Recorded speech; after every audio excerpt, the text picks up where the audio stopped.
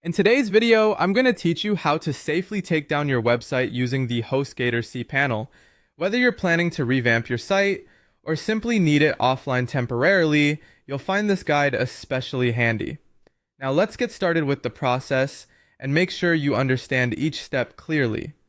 First, you will need to log in to your HostGator cPanel account. If you're not familiar with how to do this, you'll typically receive your login credentials via email when you sign up with HostGator. Once you're logged in, look around the dashboard to get comfortable with its layout, but our main focus will be on the File Manager. You'll find this by scrolling through the main menu. File Manager is your one-stop shop for accessing all the files that make up your website, so open it up. Once inside, you'll see a myriad of files and folders. Locate your website's root directory. This is usually public HTML or a similarly named folder. Here's where all your website files reside. To effectively take your site offline without losing any content, find the index file, typically named index.html. This is the file that serves as the homepage of your site. Rename it by adding something like old at the end so it becomes indexold.html.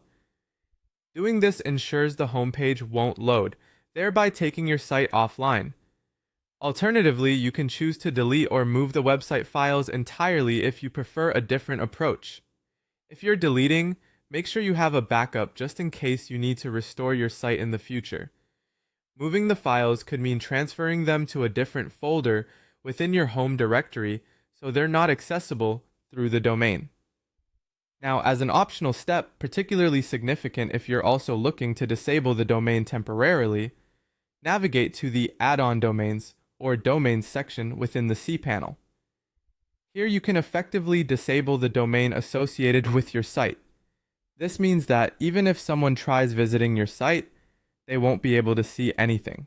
This can be useful when you don't want activity on your domain while you manage updates or changes in the backend.